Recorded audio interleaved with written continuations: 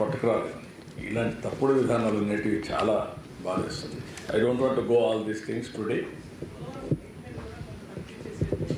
ఏది అందుకని చెప్పాడు, నేను ఒప్పుకోవడం కదా. నువ్వు ఎవరు రాసింది లెటర్? ఎవరు రాశారు? బుద్ధి జ్ఞానం ఉండాలి మాట్లాడాలంటే.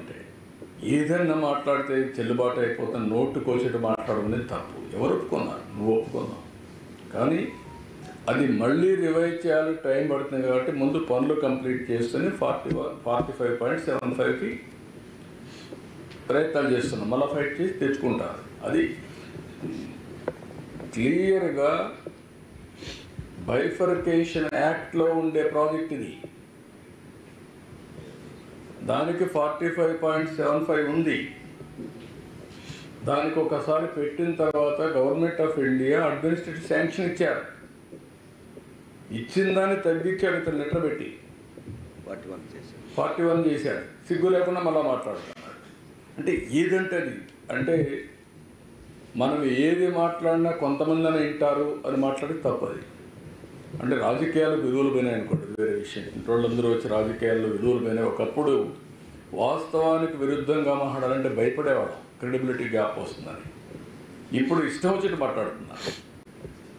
I have seen this type of politics. Even ఒక స్మాల్ టెక్నికల్ ప్రాబ్లంలో కూడా ఒకసారి చెప్పి అది కరెక్ట్ కాదనుకుంటే మళ్ళా సారీలు చెప్పిన రోజులు ఉన్నాయి, విత్డ్రా చేసుకున్న రోజులు ఉన్నాయి, క్షమాపణ చెప్పిన రోజులు ఉన్నాయి.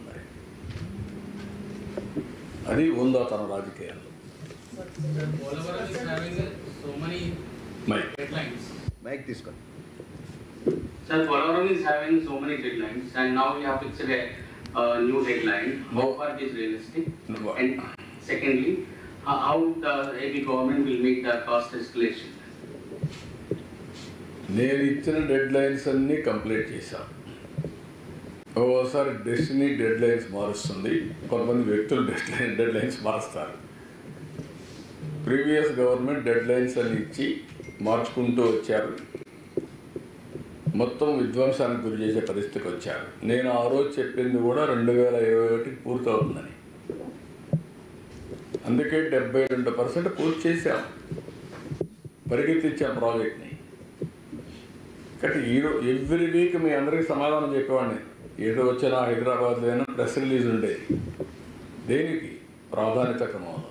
5 ఏళ్ళు ఎప్పుడన్నా విన్నారా ఈ ప్రాజెక్ట్ గురించి? వాళ్ళు ఎవరన్నా ఈ ఏరియాకు వచ్చారా? పోనీ నాలాంటి వాడు రాలేకపోయి అక్కడ దండా చేశాను, జ్ఞాపకం ఉందా?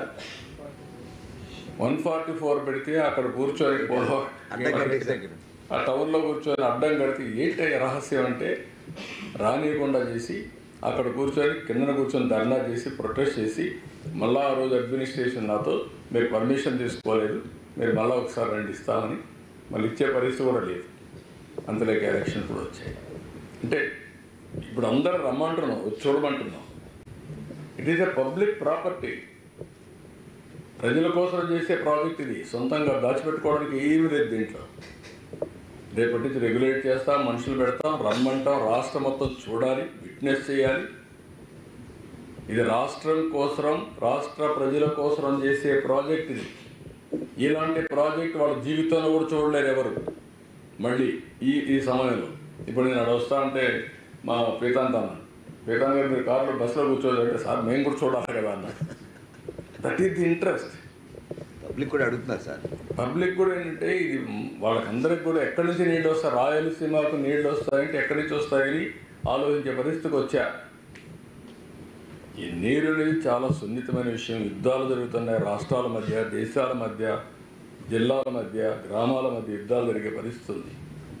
Sir, forest project R&R package సంబంధించి 45.2 మీటర్స్ హైట్లో నిర్మిస్తున్నారు. దానికి సంబంధించి సబ్మిషన్స్ చాలా ఎక్కువ ఉంటుంది. R&R ప్యాకేజ్ చాలా ఫండ్స్ అవసరం అవుతాయి. ఇప్పటివరకు సెంట్రల్ నుంచి ఇటువంటి క్లియర్ కట్ హామీ మనకు రాలేదు. 12,150 కోట్లు ఏదైతే ఇచ్చారో ఈ ప్రాజెక్టులో 41.25 వరకు ఇది ఇచ్చారు. మిగిలినంతా కూడా ఫేజ్ 1 అని ఈయన ఇచ్చిన లెటర్ని బేస్ చేసుకొని ఫేజ్ 1 పెట్టారు. ఆ తర్వాత వచ్చి ఇది ఇవ్వాలి. That is what you have to work it out. అది సెకండ్ ఫేజ్ సంబంధించి 6.5 ప్యాకేజ్ సార్ కంప్లీట్ గా